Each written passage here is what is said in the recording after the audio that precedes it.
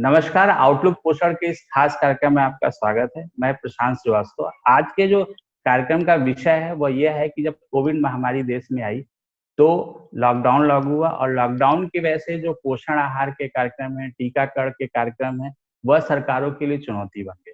उस चुनौती को छत्तीसगढ़ सरकार ने कैसे मैनेज किया, क्या क्या कदम उठाए, इस पर आज हम चर्चा करेंगे। इस चर्चा में हमारे साथ 3 खास मेहमान शामिल हैं। उनका आज हम परिचय करते आपको कराते हैं। पहले तो food civil supply and consumer protection department के सेक्रेटरी डॉक्टर कमलप्रीत सिंह जी हमारे साथ हैं।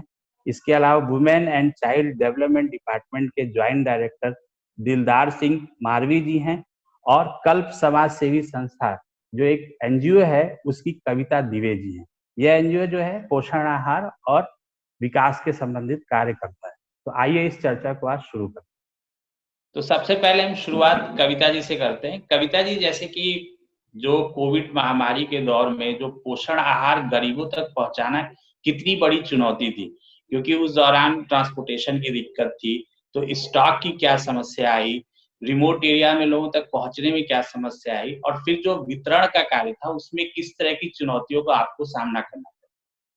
तो हमारा जो काम था, it was a very intensive and selective. First they were the migrants and first they were the poorest of the poor. तो ये 2 स्टेप पे हमने बहुत काम किया। हमने इन्हें आइडेंटिफाई किया सर कि इनके पास राशन कार्ड नहीं है, उनको हमने आइडेंटिफाई किया। सेकेंडली हमने आइडेंटिफाई किया कि जिनको मिल नहीं रहा है पेंडेमिक की वजह से, और कहाँ पे हम किस तरह रीच हो पाए। Definitely distance was the one of the this thing, social and especially the physical distance, not only the geographical distance, physical distance we are supposed to maintain. Secondly ये ऐसा था कि वह लोग डरे हुए थे कि कैसे हमारा होगा, थोड़ा सा भय भी था, थोड़ी सी अनिश्चितता भी थी। तो इसमें हमने जो हमारा लोकल नेटवर्क है, हमारे जो स्टेक होल्डर्स हैं, उनके साथ मिलके हमने डोर टू डोर इसे डिस्ट्रीब्यूशन किया, ये टेक होम राशन हो। पहले सरकार तो 750 ग्राम दे रही थी, लेकिन अभी जो 900 ग्राम दे रही है, right from the 3 months to the 6 year old child and even for the गर्भवती ऑल्सो उन्होंने बहुत अच्छा दिया है जी।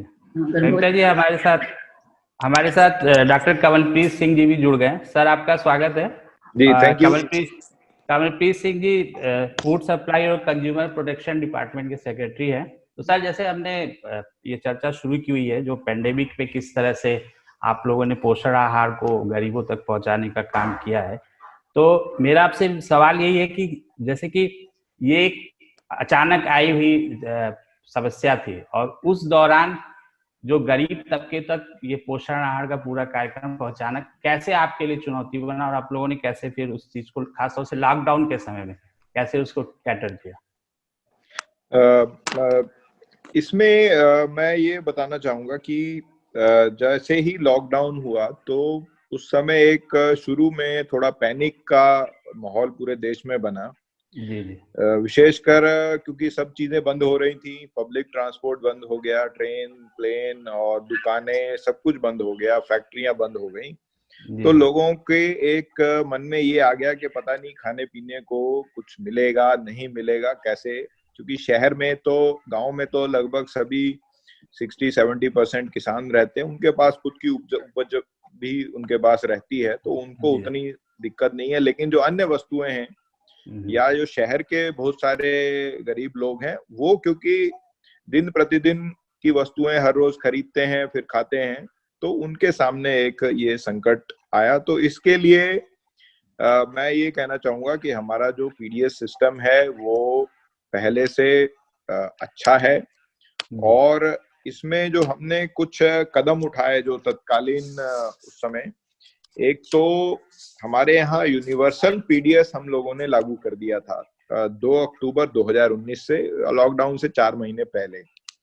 इसमें उस समय लगभग 8 लाख के आसपास राशन कार्ड एपीएल लोगों के भी थे, केवल गरीबों की बात नहीं कर रहा हूँ, जो एपीएल के लोग थे, क्योंकि उस समय ये संकट बहुत सारे एपीएल जो संपन्न लोग थे, पैसा था लेकिन, तो ये सारे कोऑर्डिनेशन के लिए हमने कंट्रोल रूम सेटअप कर दिया, जिससे ये गुड्स का मूवमेंट जो है स्मूथ हो गया, विशेषकर खाने पीने की वस्तुओं का। इसके साथ ही साथ हमने हेल्पलाइन भी प्रचारित की उस समय कि किसी भी राज्य का कोई भी व्यक्ति हो, माननीय मुख्यमंत्री जी ने भी ये घोषित किया कि भाई केवल छत्तीसगढ़ का नहीं, कहीं के, क्योंकि बहुत सारे लोग हमारे यहाँ, कोई महाराष्ट्र से उड़ीसा जा रहा है, ये गुजरात से, महाराष्ट्र से आगे झारखंड जा रहा है, तो हम लोग ट्रांजिट स्टेट भी हैं, तो हजारों लोग रोज हमारे प्रदेश से भी निकल रहे थे, मध्य प्रदेश से उड़ीसा जा रहे, तो उनके लिए भी ये व्यवस्था की कि आप हेल्पलाइन नंबर पे कॉल करें और आपको सूखे राशन का एक पैकेट उपलब्ध करा देंगे। और अगर आप ऐसी स्थिति में है कि खाना भी नहीं बता पाते, तो स्थानीय स्तर पे उनके लिए पके हुए भोजन का भी पैकेट्स उनको उपलब्ध कराए गए। ये व्यवस्था केवल खाद्य विभाग की नहीं थी, इसमें खाद्य विभाग के साथ कलेक्टर के मार्गदर्शन में स्थानीय निकाय, एनजीओ और गैर सरकारी बहुत सारे संगठन भी जुड़े हुए। तो ये लोग, फंसे हुए लोगों के लिए भोजन की व्यवस्था हो गई। पीडीएस का जो हमने उस समय ये किया कि 2 महीने का इकट्ठा चावल उठा सके, और उसका जो रेट था वो भी 0 कर दिया, पूर्णतः निशुल्क कर दिया। तो जब एक बार किसी व्यक्ति के पास 60-70 किलो 80 किलो अनाज पहुंच गया एक एक परिवार के पास, तो उनका वो डर खत्म हो गया कि अब हमें कोई ऐसा डरने की विषय नहीं है। और भारत सरकार को भी हमने इसमें बहुत सारे नीतिगत सुझाव दिए। PMGKY एक तरीके से हमारे राज्य का दिया हुआ सुझाव मैं मानता हूं, क्योंकि उसमें हमने उनको बोला था कि आप 5 किलो एडिशनल फ्री दीजिए, जो भारत सरकार ने उस समय मान के इसको किया। और इसी प्रकार ये जो निर्णय है, मैं ये कहना चाहूंगा कि निशुल्क देने का निर्णय हमने भारत सरकार के निर्णय से पहले लिया। भारत सरकार का निर्णय लगभग इसके 2 हफ्ते 3 हफ्ते बाद में आया, तो हम लोग इसमें लीड लिए और अपना डिसीजन करके इसमें हमने लोगों को राहत पहुंचाने का काम किया। और जो अन्य विभाग भी हैं, जैसे महिला बाल विकास है, स्कूल एजुकेशन है, ट्राइबल है, तो उनका जो छात्रों को देने के लिए या गर्भवती महिलाओं के देने के लिए जो चावल या अन्य सामग्री रहती है, गेहूं है, वो भी गांव तक उचित मूल्य दुकान के माध्यम से ही डिलीवर होता है। तो उसकी भी हमने व्यवस्था की कि उनको समय से ये सारा पहुंच जाए, तो आगे वो उन संस्थाओं से, स्कूलों से ये वितरित कर पाए। ये हमारा प्रयास रहा। और इसमें जो डाटा भी अगर आप देखेंगे, उस समय 99% से ज्यादा का डिस्ट्रीब्यूशन है, जो हमारी कल्याणकारी योजना है। और एपीएल में भी उस समय, क्योंकि प्राइवेट दुकानें बंद थी, तो जो संपन्न लोग भी थे, उन्होंने भी पीडीएस दुकानों से चावल लिया। ऐसी स्थिति हमारे पास है। जी। अच्छा कविता जी, जैसे आपसे सवाल है, जैसे कि सर ने बताया कि सरकार ने किस तरह के कदम उठाए, क्या क्या टारगेट्स तय किए और फिर उसको कैसे ओवरकम किया। आप लोग जब, क्योंकि एनजीओ भी जब सरकार के साथ मिलते हैं तो चीजें और बेहतर तरह से होती हैं, तो आप लोगों ने क्या चैलेंजेस फेस किए जब ये चीजें करनी शुरू की? चैलेंजेस सच था कि लोकल लेवल पे हम लोग माइग्रेंट्स एक के बाद एक आ रहे थे। जी कि एक को हम लोग क्वारंटाइन सेंटर तक पहुंचाने तक या उनकी व्यवस्था करने तक हजारों की संख्या में माइग्रेंट्स बॉर्डर पे आके आते थे। तो एक काफी वो चैलेंज था कि एट अ टाइम इतने लोगों को हमको एक तो उनको सेग्रीगेशन भी करना है, डिस्ट्रिक्ट वाइज सेग्रीगेशन करना है, क्वारंटाइन सेंटर वाइज सेग्रीगेशन करना है। साथ ही में जैसे ही उन लोग उतरते थे स्टेशन पे, उनके मेडिकल चेकअप्स किए या नहीं किए हैं। कहीं बलौदा बाजार वाला जांगीर चांपा के बस में तो नहीं चढ़ा है, या जांगीर चांपा वाला कहीं कवर्धा के बस में तो नहीं चढ़ा है। उनके खाने पीने की व्यवस्था हुई या नहीं है। और साथ ही में जो क्वारंटाइन सेंटर्स में जो व्यवस्था करनी है, पानी है, लाइट है, बिजली है, उनकी खाने की व्यवस्था है, ये सारी चीजें सर थोड़ी सी ये हो रही थी। लेकिन डेफिनेटली लोकल लेवल पे हमें सरकार का बहुत सपोर्ट मिला।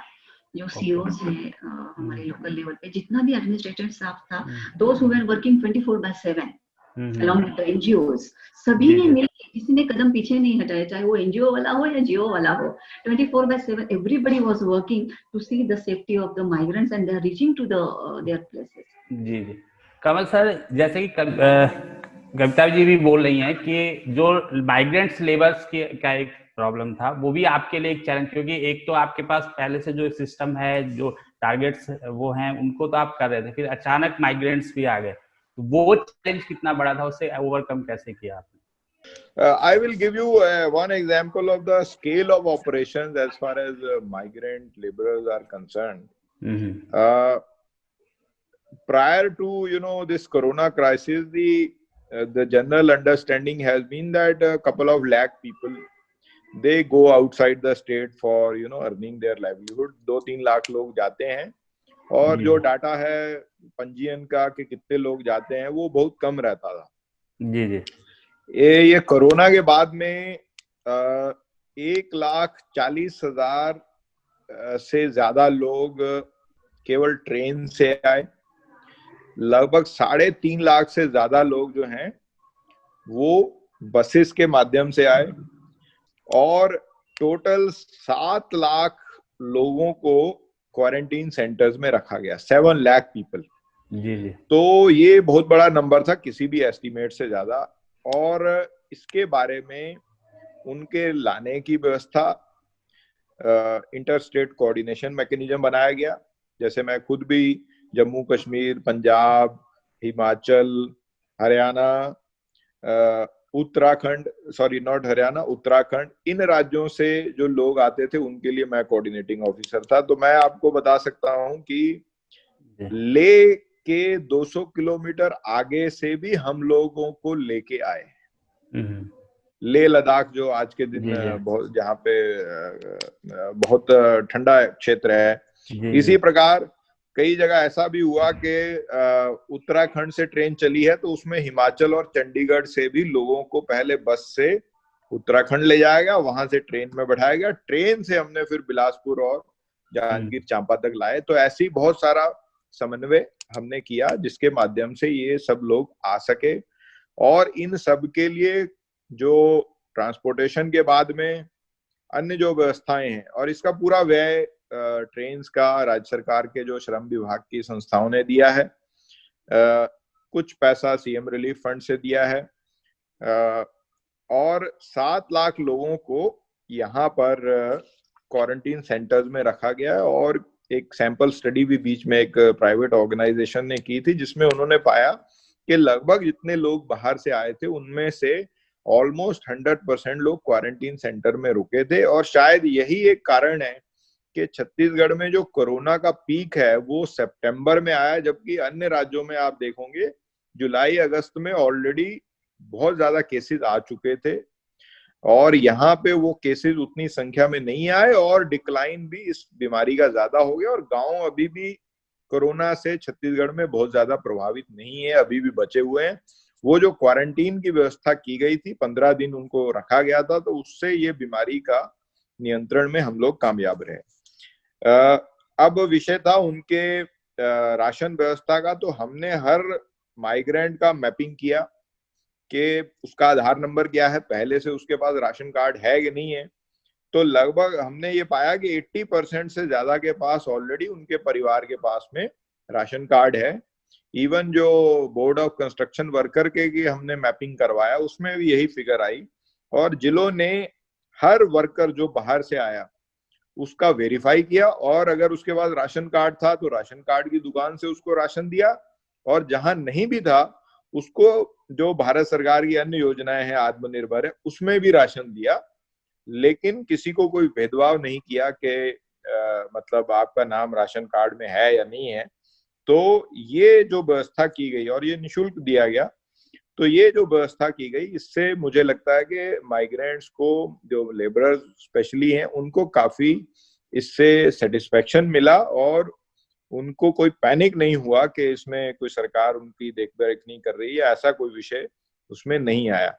लेकिन ये उस समय जरूर डेली, मुझे याद है 6-7 ट्रेनें 8 ट्रेनें आती थी, उन सबको पहुंचाना और रखना।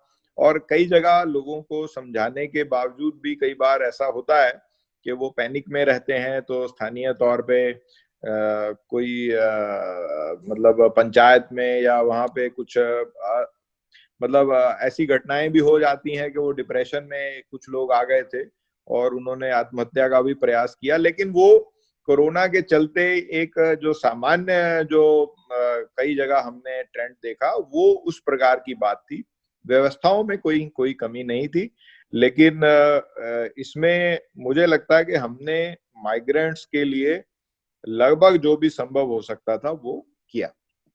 सर, आपसे भी एक सवाल था कि जैसे कि लॉकडाउन में आंगनबाड़ी और फ्रंटलाइन वर्कर्स को भी काफी समस्याएं आई होंगी, तो उस चीज को, उस उनकी समस्याओं को दूर करने के लिए कैसे आप लोगों ने कदम उठाया जिससे चीजें स्मूथली चलती रहे?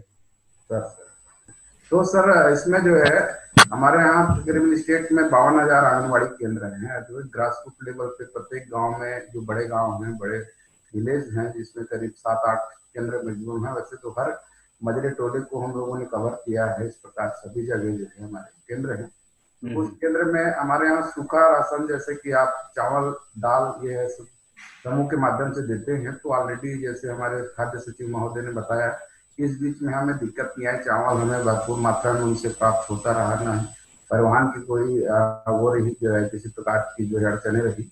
गेहूं भी हमें जो है उनसे जो है पर्याप्त मात्रा में सही समय पे, क्योंकि हमारा जो ये हार्ट कुक है जो हम देते थे गर्भवती माताओं को और 3 से 6 वर्ष के बच्चों को, तो वो जो है वो भी बंद था उस अवधि में। तो उनको हम परिवर्तित करके जो है THR के रूप में दूसरे सामग्री जो हम ऑलरेडी रेडी टू हम प्रदाय कर रहे थे गंभीर बच्चों को, उस सामग्री में उनको कन्वर्ट कर दिए और उतने मात्रा में उसकी जितना वैल्यू है उतने पैसे के हिसाब से हम जो है रेडी टू उनको देना शुरू किए जो है। तो हमारा हार्ट कुक बंद था उस अवधि में जो है, तो हमने ये वैकल्पिक व्यवस्था किया था। तो करीबन हम 22 लाख बच्चों को जो है रेडी टू ईट के माध्यम से, जिनके घर पहुंच सेवा हमारी एक आंगनबाड़ी कार्यकर्ता के साथ एक सहायिका होते हैं, साथ ही गांव के लोगों ने भी जो है इसमें कुछ एनजीओ ने भी सहयोग किया जो है इसमें करने पहुंचाने में, क्योंकि हमारे पास जितने लोग मतलब एक सहायिका होती है और कम से कम उसमें 50 से लेकर 60 परिवार आते हैं जो है, तो सब जगह पहुंचना जो है इसके लिए दिक्कत था। तो हमारे यहाँ जो किशोरी बालिकाएं हैं जो है हमारे यहाँ बेनिफिशियरीज के रूप में विभिन्न सेवाओं का लाभ लेते हैं जो है 14 से 18, उनका भी सहयोग हमको मिला जो है। तो इस प्रकार से जो है हम लोगों ने जो है ये कंटिन्यू जो है हम देते रहे जो है किसी प्रकार के। इसी के साथ जैसे क्वारंटाइन सेंटर हमारे यहाँ बहुत सारे बनाए गए थे, कोई भी माइग्रेट होके या कहीं से आ रहे हैं जहाँ रुकाया जाता था, तो वहाँ भी हमारे बेनिफिशियरीज कहीं से भी आके रुकते थे जो है। तो इस वर्ग के जो है जो छोटे बच्चे हैं, गर्भवती हैं या धात्री माताएं हैं, तो उनको भी चिन्हांकन करके हमारे आंगनबाड़ी कार्यकर्ता, हमारे सुपरवाइजर देखते थे, वहाँ पे कुछ प्रभारी के रूप में रहते थे। सर एक सवाल ये भी है कि जो वैक्सीनेशन की भी जो एक ड्राइव चलती है वो लॉकडाउन में इफेक्ट हुई, तो उसको आप लोगों ने कैसे मैनेज किया सर? हाँ, ये थोड़ी सी प्रारंभिक स्थिति में जब शुरू में हुआ, जिसमें बहुत ही ज्यादा ऐसा भयावह डर टाइप का हो गया, तो थोड़ी सी जरूर जो है हमें दिक्कत आई। लेकिन इसके बाद थोड़ा सा जो है लोगों में जो है अवेयरनेस आया, थोड़ी जागरूक हुए और उससे थोड़ी कम हुआ। तो हमारा वैक्सीनेशन तो आंगनबाड़ी केंद्र में होता है, हेल्थ विभाग के लोग आ जाते थे और सामान्य सब दूरी बना के जो है अपन जैसे सोशल डिस्टेंसिंग है, मास्क है, विभिन्न प्रकार की एहतियात करके जो है लोग करा के जो पीपी किट लगा के वैक्सीनेशन भी हमारा जो है चालू रहा। ये है कि 100% हम नहीं कह सकते, कुछ जो है हमारे रिपोर्टिंग के आधार पे कुछ छूटे होंगे जिनको बाद में जो है वो किया गया जो है, लेकिन इस बीच में एकदम बंद नहीं रहा, वैक्सीनेशन भी चलता रहा। जी। कमल सर, अब आप किस तरह के नए चैलेंज देखते हैं? कमल सर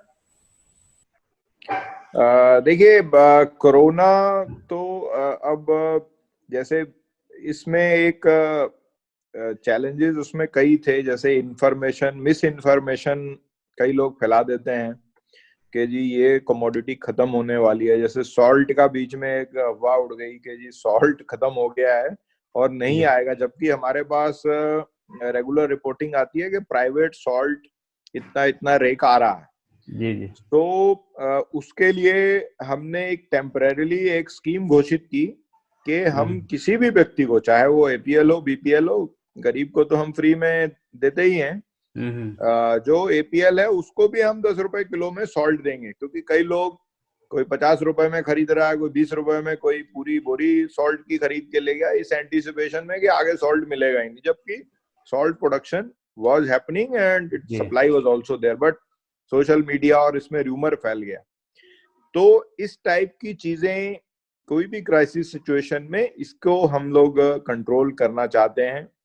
तो उसके लिए हमने एक वेबसाइट भी लॉन्च किया कि जो भी गवर्नमेंट के इंस्ट्रक्शंस हैं वो आपको उस वेबसाइट पे मिल जाएंगे, सो दैट व्यक्ति को पता चल जाए कि ये निर्देश है उसको कोई आजकल कई लोग असामाजिक तत्व भी रहते हैं, तोड़ मरोड़ के पेश करते हैं, जिससे कई बार पैनिक फैल जाता है। तो इस प्रकार से लोगों तक सही जानकारी पहुंचे, एक तो ये चैलेंज है।